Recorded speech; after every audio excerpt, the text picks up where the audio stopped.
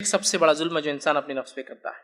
اب شرک تین چیزوں میں ہوتا ہے، شرک ربوبیہ اللہ کے رب ہونے میں، شرک الاسماء و صفات اللہ کے نام اور صفاتوں میں، شرک العبادہ اللہ کی عبادت میں، تین شرک۔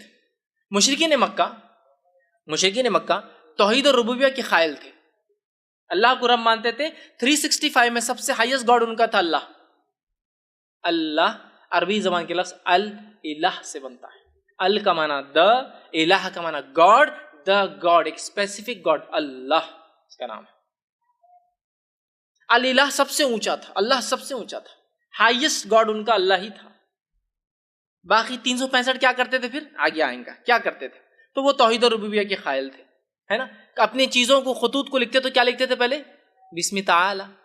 نبی اکرم صلی اللہ علیہ وسلم جب لکھا بسم اللہ الرحمن الرحیم، جب حدیبیہ کے وقت صلح ہوئی تو سہیل جو ابھی ایمان نہیں لائے تھے کہا یہ بسم اللہ الرحمن الرحیم کیا، اللہ کے نام سے بڑا مہربان رحم والا، بسم تعالی لکھو جو ہمارا طریقہ ہے۔ وہ بسم تعالی لکھتے تھے، مطلب اللہ کا نام جانتے تھے، اس کی صفتیں جانتے تھے، بسم تعالی۔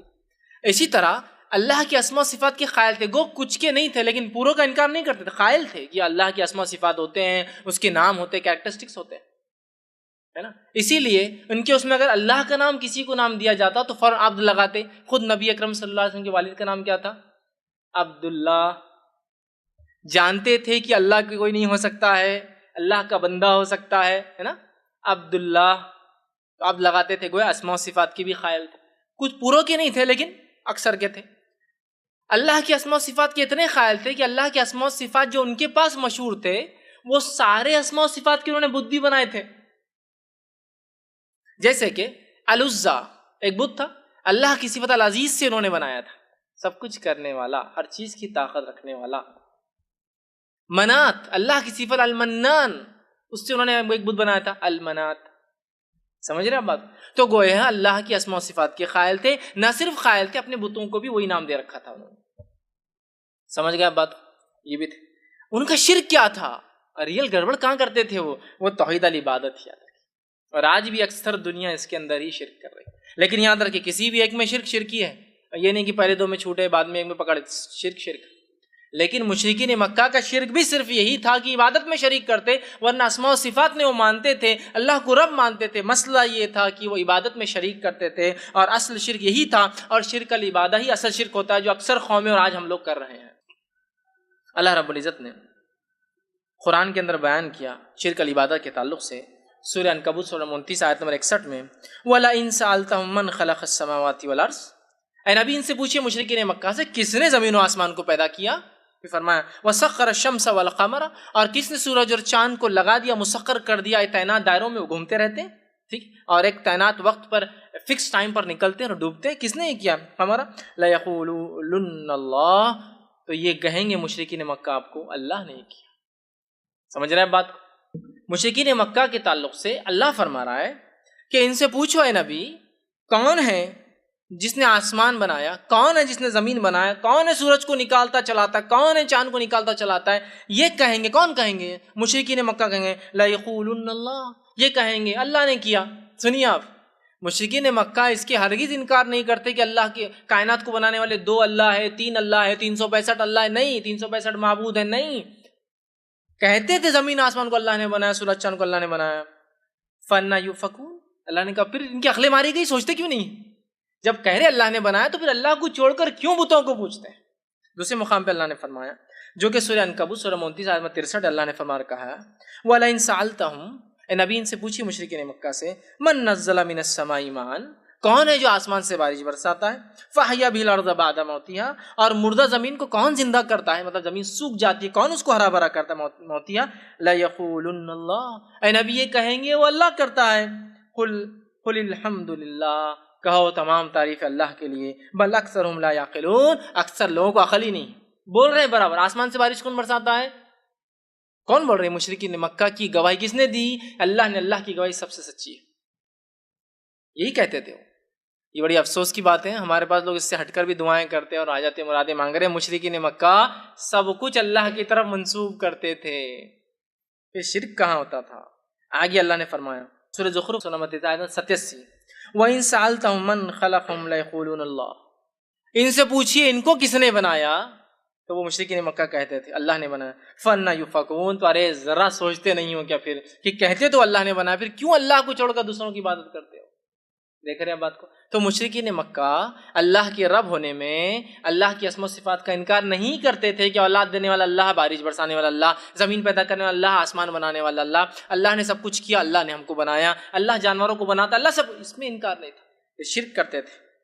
جو عمل کرتے تھے جس کو اللہ نے قیامت تک کے لیے شرک کیا اور جس کی وجہ سے وہ مشرک کہلائے، وہ عمل کیا تھا؟ ذرا غور کیجیے اس عمل پر اور اپنے آپ کو اس سے انشاءاللہ ہم ریلیٹ کریں گے، اپنی زندگیوں کو اس سے جوڑ کر دیکھیں گے. اللہ نے فرمایا، جو کہ سورہ زمر سورہ نمبر 39 آیت نمبر 3 میں اللہ نے فرمایا، الا للہ الدین الخالص، خبردار ہو جاؤ، اسلام اور دین عبادت خالص اللہ کے لیے ہونا چاہیے. والذین تدعون من دونہ اولیاء، اور یہ لوگ اللہ کو چھوڑ کر جن کو ولی اپنا اولیاء بنا چکے ہیں، اپنا حاجت روا، مشکل کشا، وکیل، مطلب جو کچھ بنا چکے ہیں ان اولیاء کو، جن کو آوازیں دیتے ہیں، ما نعبدہم، جب ان سے پوچھا جاتا ہے کہ کیوں عبادت کرتے ہو اس لات کی، عزا کی، منات کی، یعوز کی، بال کی، اور کتنی عبادت دیتی، کیوں کرتے ہو؟ تو یہ کہتے تھے ما نعبدہم، ہم ان کی عبادت تو کرتے ہی نہیں، الا لیقربونا الی اللہ زلفیٰ، ہم تو یہ سب جو پوجا پاٹ، آرادھنا، اپاسنا، سجدے، تحفے، تائب، قربانیاں، نذر اور نیاز،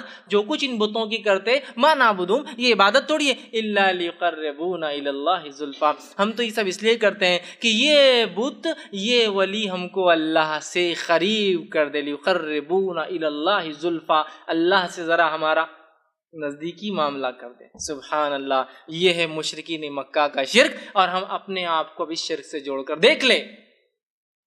نہیں ہم تو مسلمان ہیں، ہم تھوڑی بت کی پوجا کرتے. ہاں نہیں کرتے نا، مشرکین مکہ بھی تو یہی کر رہے تھے، ما نعبدہم، یہ جو کچھ بھی ہم کر رہے ہیں، سال میں 365 کے اطراف گھوم رہے ہیں، ان کے طواف کر رہے ہیں، ان کے جو ہے بت کو اٹھا کے لا رہے ہیں، ان کو بنا رہے ہیں، اٹھا رہے ہیں، سوار رہے ہیں، توڑ رہے ہیں، بگاڑ رہے ہیں، جو کچھ کر رہے ہیں یہ اس لیے کر رہے ہیں یہ اللہ سے ہم کو نزدیک کر دیں. ہمارے شرک کی کیا وجہ ہے؟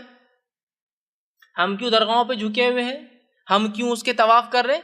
ما نعبدہم الا لیقربونا الی اللہ زلفیٰ، یہ تو اللہ سے ہم کو قریب کر دیا، اللہ ہمارا رسیدی نہیں سنتا ہے، یہ ہم کو نزدیک کر دیتے ہیں، دعائیں ہماری کرتے ہیں. یہ تو مشرکین مکہ کا شرک تھا. اللہ ہم پر رحم کرے، ہم تو ان مشرکین سے بھی زیادہ گئے گزرے. کیسے گئے گزرے ہیں؟ مشرکین کہتے تھے زمین آسمان کا بنانے والا اللہ، اولاد کا دینے والا اللہ، بارش کا برسانے والا اللہ. ہم لوگوں نے تو، اللہ ہم پر رحم کرے، ہمیں معاف کرے، ہم نے تو مختلف لوگوں کو ہی سب کچھ سمجھ لیا ہے. معلوم آپ کو، اولاد چاہیے تو بندہ نواز موجود ہے وہاں پر، ضرورت ہی کیا اللہ کی ہم کو. حاجت روائی چاہیے تو دستگیر موجود ہے، غوث اعظم موجود، ضرورت ہی کیا ہوں کسی اور کی دستگیری کی، حاجت روائی کی. مشکل کشائی کی ضرورت ہے تو مشکل کشا تو جس کو کہوں گا چپے چپے پر اور کونے کونے پر بیٹھے ہیں مسلمانوں کے لیے. آپ دیکھیے زندہ مردہ شکلوں میں، تصویروں کی شکل میں کیا کیا نہیں. آپ جائیے مسلم بڑے بڑے شہروں میں جائیے، کتے، بلی، شیر، چیتے آپ کو دیں گے لگے ہوئے حاجت روائی کے لیے. گھوڑے کہیں کھڑے ہوئے تو کہیں شیر اور چیتوں کی تصویر ہے، ان سے حاجت روائی ہو رہی ہے. تو یہی تو مشرکین کا شرک تھا. ہم تو ان سے بھی گئے گزرے، وہ تو خالی نزدیکی کے لیے کرتے تھے. ہم میں تو ایسے بہت سے لوگ کہتے نہیں انہی سے مانگا کرو. ایک صاحب ایک واقعہ سنا لے کر، یہ واقعہ حکایتوں میں لکھا ہوا ہے کہ ایک مرتبہ ایک ناؤ ڈوبنے لگی تو اس میں جنید بغدادی رحمۃ اللہ موجود تھے. جنید بغدادی نے جو ہے آواز دی، یا اللہ میری مدد کر، اللہ تعالیٰ نے ان کو بچا لیا. ایک آدمی جو ان کا ماننے والا ساتھ جا رہا تھا، مرید بھی ڈوبنے لگا تو مرید نے کہا یا اللہ بچا لے، تو وہ کو بچتا ہی نہیں، یا اللہ بچا لے تو کچھ بچتا ہی نہیں، پریشان ہو گیا. تو پھر جو ہے جنید بغدادی نے اس سے کہا کہ ارے ابھی جنید تک تو پہنچ جا، پھر اللہ تک پہنچنا. تو پھر اس نے کہا یا جنید، تو پھر نکل کے آ گیا. یا اللہ بولے تو اس کی ہیلپ مدد نہیں ہوئی، لیکن یا جنید بولتے معاملہ حل ہوگا. کہا پہلے جنید تک تو آ جا، پھر اللہ تک جانا. اندازہ لگائی. ایک صاحب مجھ سے کہنے لگے، ایک جگہ میں درس لینے جاتا تھا تو دوسرے بچوں کو جمع کر کہنے لگے دیکھو وہ درس جو ہے نا، ٹھیک ہے وہ لوگ بھی ٹھیک ہے، اتنے بہت زیادہ غلط نہیں ہے وہ، لیکن وہ اللہ والے لوگ ہیں. سنیے بات کو، وہ اللہ والے لوگ ہیں اور اپن بابا والے لوگ ہیں. وہ ڈائریکٹ اللہ سے مانگتے، اپن بابا سے مانگتے بولے، تو لہٰذا وہ درس میں اپن جا نہیں سکتے، غلط وہ بھی نہیں، لیکن وہ اللہ والے لوگ ہیں. ہائر لیول اٹینڈ کر لی انہوں نے، اونچے مقامات پر پہنچ گئے، سیدھا اللہ والے ہو گئے. اپن ابھی اللہ والے، اپن بابا والے، اپن یہاں مانگیں گے، جب یہ لیول پر آئیں گے تو پھر آگے بھی مانگیں گے انشاءاللہ. اندازہ لگائیے ہماری عقلوں کا. مشرکین مکہ تو صرف وسیلوں کے طور پہ استعمال کرتے تھے، ہم تو حقیقت میں ان کو معبود بنا چکے ہیں، معبود بنا چکے. یاد رکھیں، اور وہ سارے اعمال جو اللہ کے لیے ہوتے ہیں ان کے لیے کرتے ہیں۔ اللہ رب العزت نے اس توحید العبادہ کی اہمیت کو اس طرح واضح کیا قرآن میں، اور کہا سورہ نحل سورہ نمبر 16 آیت نمبر 36 میں وَلَقَدْ بَعَثْنَا فِي كُلِّ أُمَّةٍ رَسُولٍ أَنِ اعْبُدُوا اللَّهَ وَاجْتَنِبُوا الطَّاغُوتَ، کہ ہم نے ہر جگہ جہاں انسانیت بسی ہے وَلَقَدْ بَعَثْنَا فِي كُلِّ أُمَّةٍ رَسُولٍ، رسول بجانے اعبدوا اللہ، وہ حکم دیتے اللہ کی عبادت کا، وَاجْتَنِبُوا الطَّاغُوتَ، اور طاغوت کی عبادت سے روکتے، أَنِ اعْبُدُوا اللَّهَ، اللہ کی عبادت۔ تو گویا توحید العبادہ اتنی اہم ہے کہ اللہ نے سارے انبیاء کو توحید العبادہ کی دعوت دینے ہی بھیجا ہے، کیونکہ باقی چیزوں میں تو لوگ مانتے ہیں، گرے ہوئے سے گرے ہوا انسان ہی مانتا کوئی بنانے والا ہے، تو رب کا تو قائل ہے، توحید الربوبیہ آ گئی۔ اسماء و صفات بھی مانتا ہے، اللہ بارش اس کو چاہے معلوم نہ ہو اللہ نام بولتا ہے، بھگوان یا ایشور یا گاڈ بارش برساتا ہے، صفتیں بھی مانتا ہے نا۔ کوئی بھی ایسا آدمی نہیں ملے گا جس کو آپ پوچھیے کیا اللہ بھگوان معبود گاڈ یہ نہیں کر سکتا، وہ بولیں گے ہاں نہیں کر سکتا، نہیں سب کچھ کر سکتا، صفتوں کی بھی قائل ہے۔ مسئلہ عبادت میں ہے بھائی، یہی تو ہمارا بھی مسئلہ ہے آج۔ بہرحال تو اللہ نے اس کی وضاحت کی۔ اب عبادت کیا یہ بھی جان لیں، نہیں بھائی عبادت کیا پتہ چلے تو پھر وہ ہم نہیں کریں گے۔ عبادت ہر وہ کام جو اللہ کی رضا اور خوشنودی کے لیے کیا جاتا ہے، کسی اور کے لیے کرنا شرک ہو جائے گا۔ اللہ کا جب زندگی بھر کے کیا کام ہے، جو ہے مشکل آواز دینا، مصیبت میں پکارنا، اولاد مانگنا، زندگی مانگنا، شفا مانگنا، سمجھ رہا بات کو، تمام چیزیں، کامیابی مانگنا، فتح مانگنا، سب کس سے مانگے جائیں گے؟ یہ عبادت ہے، دعا عبادت ہے، تو ظاہر سی بات ہے یہ اللہ ہوگا، تمام چیزیں اللہ سے کی جائیں گی، ادر کے اس بات کو ہم سمجھیں۔ اب آئیے ہم اس عنوان کی طرف بڑھتے ہیں، جب شرک کی قباحت، شرک کی برائی ہم سمجھ گئے کہ کیا یہ بھی شرک ہے،